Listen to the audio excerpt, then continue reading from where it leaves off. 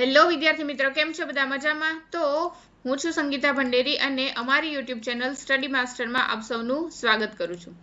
આજે આપણે લઈને આવ્યા છીએ ગુજરાત માધ્યમિક અને ઉચ્ચતર માધ્યમિક બોર્ડ દ્વારા પ્રશ્ન બેંક આધારિત ક્વેશ્ચન આપ્યા છે. એના આધારે આપણે વાત કરવાના છીએ એના ઉપર. એટલે કે આપણી જે એકમ કસોટી આવવાની છે બાયોલોજીની, એને લઈને થોડાક ક્વેશ્ચનો હું તમારી સામે લઈને આવી છું. ધોરણ 11ની અંદર જીવ વિજ્ઞાનનું પેપર છે, માધ્યમ છે ગુજરાતી. ગુણની વાત કરવામાં આવે તો 25 ગુણનું પેપર પૂછવામાં આવે છે અને 1 કલાકનો સમય આપવામાં આવે છે. હવે આપણે જોઈશું વિભાગ 1. વિભાગ એ ની અંદર ટોટલ 25 ક્વેશ્ચન હશે. એમાંથી 5 પ્રશ્ન છે એ તમારે એનો જવાબ આપવાનો છે અને દરેક પ્રશ્નનો ગુણ થશે 1. હવે ક્વેશ્ચનની વાત કરીએ, કેવા પ્રકારના ક્વેશ્ચનો પૂછી શકે. તો કે પહેલો ક્વેશ્ચન છે, બેવડું ફલન એ કોની લાક્ષણિકતા છે? આપણે બધાને ખ્યાલ છે બેવડું ફલન છે એ આવૃત બીજધારી વનસ્પતિની લાક્ષણિકતા છે. હવે લીલ અને ફૂગ વચ્ચેનું સહજીવન આપણે એને શું કહીએ છીએ? તો કે લાઇકેન. એના પછી છે દ્વિસૃષ્ટિ વર્ગીકરણ પદ્ધતિના વિકાસ સાથે કોણ સંકળાયેલા છે? તો કે લિનિયસ. યાદ કરો, બીજા નંબરનું ચેપ્ટર અને ચેપ્ટર બીજાની અંદર પહેલો જ પેરેગ્રાફ આપ્યો છે દ્વિસૃષ્ટિ વર્ગીકરણ પદ્ધતિ વિશે. બરાબર, એમાં ચોખ્ખું લખ્યું છે લિનિયસ નામના વૈજ્ઞાનિકે દ્વિસૃષ્ટિ વર્ગીકરણ પદ્ધતિ આપેલી છે. એના પછી જોઈએ તો કે ખારા પાણીમાં અથવા તો ખારા વિસ્તારમાં વસવાટ કરતા સજીવોને શું કહે છે? તો કે એને આપણે કહીએ છીએ હેલોફિલ્સ. બાયોગેસ ઉત્પાદન માટે જવાબદાર મિથેનોજન્સ ખાલી જગ્યા છે. મિથેનોજન્સ કયા શેમાં આવશે? તો કે આર્કીબેક્ટેરિયાની અંદર આવે છે. બરાબર. 6થા નંબરનો ક્વેશ્ચન, ક્લોરોફાઇસિલિલમાં સખત કોષ દિવાલ ધરાવે છે. આપણને બધાને ખ્યાલ છે. જેનું અંદરનું આવરણ X એટલે કે ખાલી જગ્યા છે અને બહારનું આવરણ Y છે. તો X ની જગ્યાએ શું આવશે? તો કે અંદરનું આવરણ છે એ સેલ્યુલોઝનું બનેલું હશે, જ્યારે બહારનું આવરણ છે એ પેક્ટોઝનું બનેલું હશે. હવે 7મા નંબરનો ક્વેશ્ચન, કદને અનુલક્ષીને ઉતરતો ક્રમ કયો છે? તો સૌથી મોટું કદ હશે એ પહેલા આવશે અને સૌથી નાનું કદ હશે એ છેલ્લે આવશે. સૌથી મોટું કદ કોનું છે આની અંદર? તો કે કોથળીમય ફૂગનું છે. એના પછી છે બેક્ટેરિયા, ઈસ્ટ, વાયરસ અને વિરોઇડ્સ. વિરોઇડ્સ છે એ સૌથી નાના કદના છે. ઘટતી જતી ભિન્નતાનો સાચો ક્રમ કયો છે?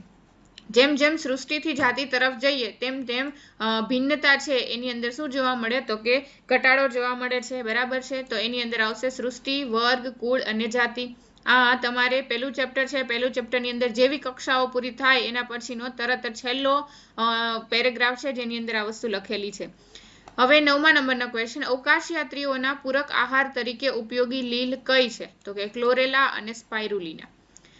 10 નીચેનામાંથી કયું ત્રિઅંગી નથી? જો બેટા નથી પૂછ્યું છે. બરાબર, એટલે ખાસ ધ્યાન રાખજો.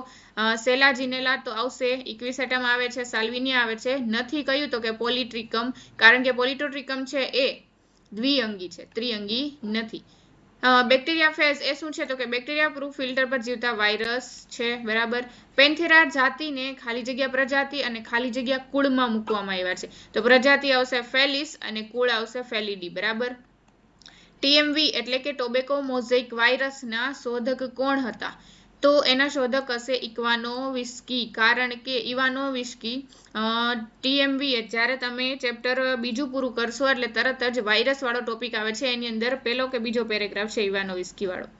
14મો ક્વેશ્ચન, ઉચ્ચ વનસ્પતિના મૂળ અને ફૂગના સંગઠનને શું કહે છે? મૂળ અને ફૂગના સંગઠનને આપણે કહીએ છીએ માઇકોરાઇઝા. લીલ અને ફૂગના સંગઠનને લાઇકેન કહેવામાં આવે છે. આ બે તો આવશે જ નહીં. વાહિનીઓ અને સાથી કોષો શેમાં જોવા મળે છે? તો કે ત્રિઅંગીની અંદર. શા માટે? કારણ કે ત્રિઅંગી વનસ્પતિની અંદર સૌ પ્રથમ પેશીઓ જોવા મળી, વાહક પેશીઓ જોવા મળી હતી, જેની અંદર વાહિનીઓ અને સાથી કોષો જોવા મળતા હતા.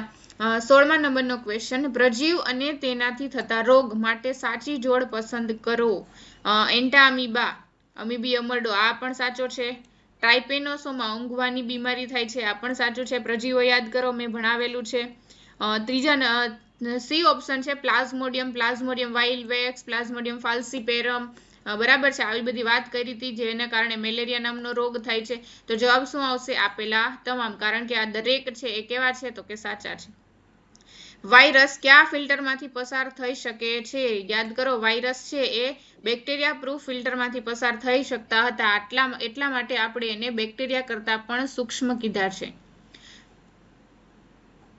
ક્લોરોફિલ એ, ક્લોરોફિલ બી અને ફાઇકોઇરિથ્રિન શેની અંદર જોવા મળે? તો કે લાલ લીલની અંદર. ફાઇકોઇરિથ્રિન ને કારણે આપણે એને લાલ લીલ કહેતા હતા. યાદ કરો, મેં ભણાવ્યું છે. 19 નંબરનો ક્વેશ્ચન, ચેપી રોગના રોગકારક તરીકે વાયરસ શબ્દ કયા વૈજ્ઞાનિકે આપ્યો? તો કે પાસ્ચર. વાયરસ વાળા ટોપિકની અંદર પહેલી જ લાઈન લખેલી છે. પૃથ્વી પર પ્રથમ અસ્તિત્વ ધરાવતું વનસ્પતિ જૂથ, વનસ્પતિ સૃષ્ટિની અંદર પહેલું શું ભણીએ છીએ? તો કે લીલ. તો કયું આવશે? ઓપ્શનમાં સી. સૃષ્ટિથી જાતિ તરફ જતા શું અવલોકન કરી શકાય છે? ફરી પાછો આ ક્વેશ્ચન આવ્યો. જેમ જેમ સૃષ્ટિથી જાતિ જાય તો સામ્યતામાં વધારો થતો જાય છે. જાતિ માટે સંગત વિધાન પસંદ કરો. મનુષ્યના મગજની કૃત્રિમ સંકલ્પના કે જેને યોગ્ય શબ્દોમાં વ્યાખ્યાયિત ન કરી શકાય, આને આપણે જાતિ કહેતા નથી. તો આ વિધાન ખોટું છે. કયું આવશે? તો કે વનસ્પતિ સૃષ્ટિનો વર્ગીકરણનો સૌથી નીચો એકમ જેને આપણે જાતિ કહીએ છીએ અને સૌથી ઊંચો એકમ જેને આપણે સૃષ્ટિ કહીએ છીએ. અસંગત જોડ પસંદ કરો. અસંગત પેન્થેરા સોલેનમ અને મેન્જીફેરા આ ત્રણેય શું છે? તો કે પ્રજાતિ છે, જ્યારે ટ્યુબ્રોઝમ છે એ શું છે? તો કે જાતિ છે. લિનિયસનું વનસ્પતિ વર્ગીકરણ શેના પર આધારિત છે? તો કે એની બાહ્યાકાર રચના અને અંતસ્થ રચનાના કારણે આપણે એને લિનિયસે દ્વિસૃષ્ટિ વર્ગીકરણ આપેલું હતું. આસ્કોમાઇસેટિસના ખાવાલાયક ફૂગ છે. આસ્કોમાઇસેટિસના ખાવાલાયક સભ્યો ક્યાં છે? તો કે મોરેલ્સ અને બફેલ્સ. બરાબર છે. તો ઓપ્શન આવશે બી. તો આ હતા વિભાગ એની વાત, જેની અંદર ટોટલ તમને 25 ક્વેશ્ચન આપ્યા છે. એમાંથી 5 ક્વેશ્ચનના જવાબ તમારે આપવાના થશે. તો આ જે મોસ્ટ આઈએમપી ક્વેશ્ચન છે ટોટલ 25, એમાંથી 5 ક્વેશ્ચન તમને પૂછાઈ શકે છે એક્ઝામની અંદર, તો ખાસ જોઈ લેજો. બીજી વસ્તુ, આ દરેકના જવાબો છે એ આપણે લેક્ચરની અંદર ડિસ્કશન કર્યા છીએ. જો ના ખબર હોય તો હજુ પાછો મારા લેક્ચર જોઈ લેજો. સ્ટડી માસ્ટરની અંદર પ્લે લિસ્ટની અંદર તમને દરેક ચેપ્ટર વાઇઝ લેક્ચર મળી જવાના છે. બરાબર. હવે આપણે વાત કરીએ વિભાગ બી ની. તો વિભાગ બી ની અંદર મેં તમને 15 ક્વેશ્ચન આપ્યા છે, એમાંથી 3 ક્વેશ્ચન તમને પૂછાવાના છે અને દરેક ક્વેશ્ચનનો 2 ગુણ હશે. બરાબર. એમાંનો પહેલો ક્વેશ્ચન છે ફાઇકોબાયન્ટ અને માઇકોબાયન્ટનો અર્થ શું થાય છે? આ શબ્દ ક્યાં આવે છે? તો કે લાઇકેનની અંદર. લાઇકેન શું છે? તો કે લીલ અને ફૂગનો સહવાસ છે. એને એકને આપણે કહીએ છીએ ફાઇકોબાયન્ટ અને બીજાને આપણે કહીએ છીએ માઇકોબાયન્ટ. તો એના ઉપરથી તમે લખી શકો છો. પછી વ્યાખ્યા આપો. ચેપ્ટર નંબર 1 નામકરણ અને વર્ગીકરણ બંનેની વ્યાખ્યા તમારે આપવાની થશે. પછી કંઈક એવું છે કે આર્કીબેક્ટેરિયાની લાક્ષણિકતાઓ વર્ણવો. આર્કીબેક્ટેરિયાની લાક્ષણિકતાઓ આપણે ભણી ચૂક્યા છીએ, આપણે વર્ણવવાની છે. નામકરણના નિયમો. નામકરણના જે 4 નિયમો આપણે જોયા હતા, કઈ રીતે નામકરણ આપવામાં આવે છે કોઈ પણ સજીવને, એના 4 નિયમો તમારે લખવાના છે. જો 4 નિયમો લખશો ઉદાહરણ સાથે તો 2 માંથી 2 માર્ક્સ આવશે, બાકી અડધો માર્ક્સ કપાવવાની શક્યતા રે. ઉદાહરણ લખું. મેન્જીફેરા ઇન્ડિકાનું ઉદાહરણ આપણે દર્શાવેલું હતું. પછી દ્વિનામી નામકરણ પદ્ધતિ સમજાવો. તો આના વિશે તમારે ચેપ્ટર નંબર 3 ની અંદર વાત કરેલી છે. સિંહનું વૈજ્ઞાનિક નામ પેન્થેરા સિંહ એટલે લીઓ. બરાબર છે. પેન્થેરા લીઓ વૈજ્ઞાનિક નામ છે અને એનું વર્ગીકરણ સમજાવો. વર્ગીકરણમાં તમારે સૃષ્ટિથી લઈ અને ક્યાં સુધી? તો કે જાતિથી લઈને સૃષ્ટિ સુધી તમારે એનું વર્ગીકરણ સમજાવવાનું છે, અથવા તો એની જે ક્રમ છે એ તમારે લખવાનો છે, કયા સમુદાયનું છે આ તે બધું. બરાબર છે. એકાંતર જનન એટલે શું? વનસ્પતિ સૃષ્ટિના સંદર્ભમાં સમજાવો. આવો પણ ક્વેશ્ચન પૂછી શકે છે. કોથળીમય ફૂગના લક્ષણો જણાવો. જો બેટા મેં કીધું તું ફૂગને આપણે યાદ રાખીએ છીએ તો સાથે સાથે એનું સામાન્ય નામ પણ યાદ રાખવું ખૂબ જ જરૂરી છે. તો કોથળીમય ફૂગના લક્ષણો અહીંયા જણાવવાના છે. પછી ક્વેશ્ચન છે ત્રિઅંગી વનસ્પતિના 4 વર્ગોના ઉદાહરણ સાથે નામ જણાવવાના છે. ત્રિઅંગી વનસ્પતિ જોયા, એની અંદર છેલ્લો ટોપિક છે, છેલ્લો એક પેરેગ્રાફ છે જેના 4 વર્ગ પાડેલા છે અને 4 વર્ગની અંદર સાથે સાથે એના ઉદાહરણ પણ આપેલા છે. તો એનસીઆરટીની દરેક લાઈન ખૂબ ઇમ્પોર્ટન્ટ છે, દરેક પેરેગ્રાફ ખૂબ ઇમ્પોર્ટન્ટ છે. આપણને એવું થાય કે આવો એવો પેરેગ્રાફ તો કંઈ પૂછાય નહીં, પરંતુ જો ક્યાંથી ક્વેશ્ચનો પૂછી શકે છે. મોસના ઉદાહરણ આપી પ્રજનનની ક્રિયા સમજાવો. બોલો, આવો ક્વેશ્ચન પૂછ્યો છે. તફાવત આપો દ્વિઅંગી અને ત્રિઅંગી. બરાબર. આના વિશે પણ પૂછી શકે.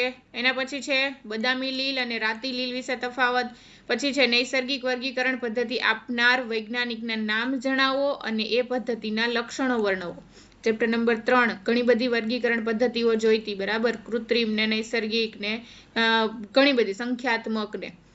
બરાબર. તો એમાંનું એક પૂછ્યું છે નૈસર્ગિક વર્ગીકરણ પદ્ધતિ અને એ કયા વૈજ્ઞાનિકે આપી હતી એ વૈજ્ઞાનિકનું નામ લખવાનું છે, સાથે સાથે એ વર્ગીકરણ પદ્ધતિના લક્ષણો. એના પછી છે રોડોફાઇસી એટલે કે લાલ લીલ સમજાવવાની છે.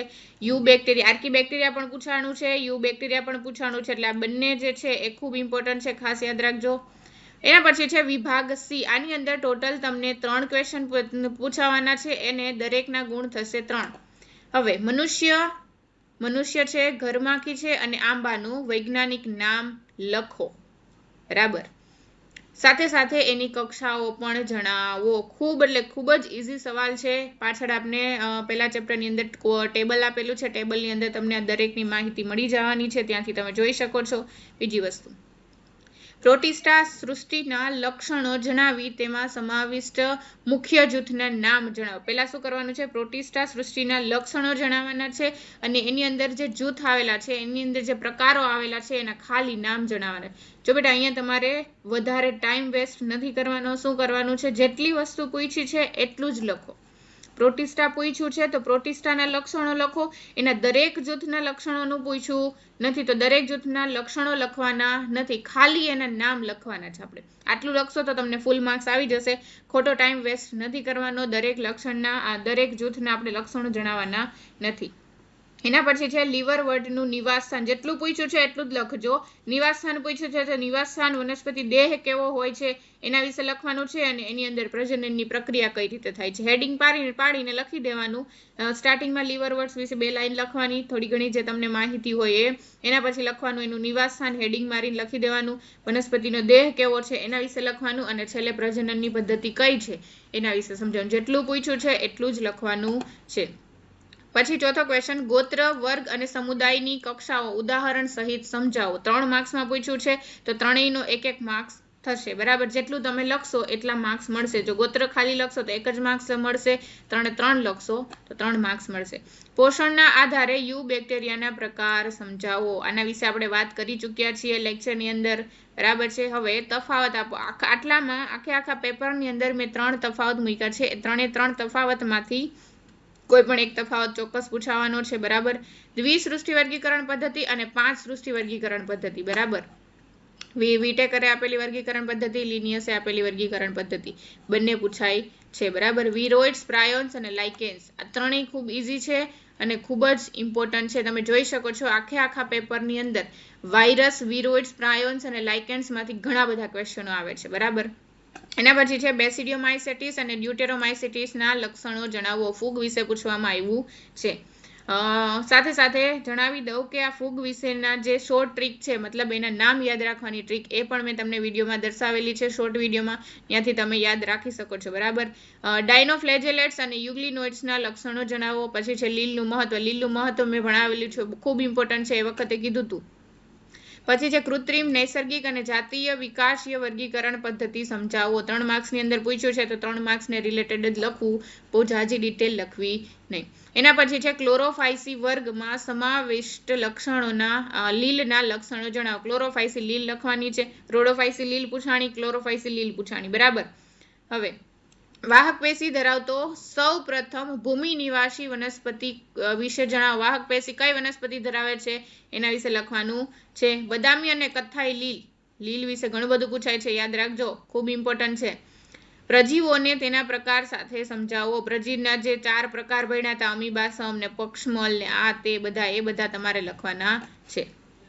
છેલ્લે છે વિભાગ ડી. આની અંદર તમારે ખાલી ને ખાલી 5 માર્ક્સનો એક જ સવાલ લખવાનો છે. શું છે? તો કે વર્ગીકરણની કક્ષાઓની ગોઠવણીનો ચડતો ક્રમ દર્શાવો. જાતિ, પ્રજાતિ અને કુળ ની કક્ષામાં જો 2 ક્વેશ્ચન પૂછેલા છે. પહેલા શું કરવાનું છે? તો કે કક્ષાની ગોઠવણીનો ચડતો ક્રમ દર્શાવવાનો છે અને સાથે સાથે જાતિ વિશે લખવાનું છે, પ્રજાતિ વિશે લખવાનું છે અને કુળ વિશે લખવાનું છે. દરેક કક્ષાઓ વિશે ઉદાહરણ સાથે ઉદાહરણ લખવું ખૂબ જરૂરી છે. તો એવું બની શકે કે આમાં તમને બધું આવડતું હોય પણ ઉદાહરણ ન આવડતું હોય તો આ ક્વેશ્ચન અટેન્ડ કરવો નહીં, કારણ કે ખોટા શું કામ 1 માર્ક્સ જવા દેવા જોઈએ. જો બધું પરફેક્ટ આવડતું હોય તો જ એક ક્વેશ્ચન અટેન્ડ કરવો. ફૂગનું આર્થિક મહત્વ સમજાવી. વસવાટ, પોષણ, દેહ રચના અને પ્રજનનના લક્ષણો. જેટલા લક્ષણો પૂછ્યા છે એટલા જ લખવાના છે. વસવાટ ક્યાં જોવા મળે છે, પોષણ કેવું છે, દેહ રચના કેવી છે અને પ્રજનન કેવા પ્રકારનું થાય છે. જેટલું પૂછ્યું એટલું લખવાનું છે. અનાવૃત બીજધારી વનસ્પતિની લાક્ષણિકતાઓ જણાવો. આખી અનાવૃત બીજધારી વનસ્પતિ લખવાની છે આની અંદર. બરાબર, કારણ કે 5 માર્ક્સનો સવાલ છે તો એનું જીવનચક્ર સહિત દરેક વસ્તુ આપણે આની અંદર લખીશું. ચોથા નંબરનો ક્વેશ્ચન, વાયરસના અભ્યાસક્રમમાં વિવિધ વૈજ્ઞાનિકોનો ફાળો. જો ફરી પાછો વાયરસનો ક્વેશ્ચન આવ્યો. વાયરસ, વિરોઇડ્સ, પ્રાયોન્સ, લાઇકેન્સ બધું ખૂબ ઇમ્પોર્ટન્ટ છે, જોઈ લેજો. અને બેક્ટેરિયોફેજ વિશે સમજાવો. બેક્ટેરિયોફેજ પૂછ્યું છે તો બેક્ટેરિયોફેજની આકૃતિ દોરવી ખૂબ જરૂરી છે, કારણ કે 5 માર્ક્સનો સવાલ છે. બરાબર છે. હવે 5મા નંબરનો સવાલ, વનસ્પતિ સૃષ્ટિના ઉભયજીવીઓ. જો બેટા અહીંયા ટ્વિસ્ટ કરેલો ક્વેશ્ચન છે, ડાયરેક્ટ નથી પૂછ્યું. શું પૂછ્યું છે? વનસ્પતિ સૃષ્ટિના ઉભયજીવીના લક્ષણો અને એની આર્થિક અગત્યતા વર્ણવો. કોને કહેતા હતા આપણે વનસ્પતિ સૃષ્ટિના ઉભયજીવીઓ? તમને ખ્યાલ હોવો જોઈએ. તો આવી કંઈક આપણને એક્ઝામની અંદર આવા કંઈક ક્વેશ્ચનો પૂછાઈ શકે છે. તો આ દરેક ક્વેશ્ચન વિશે આપણે લેક્ચરની અંદર વાત કરેલી છે.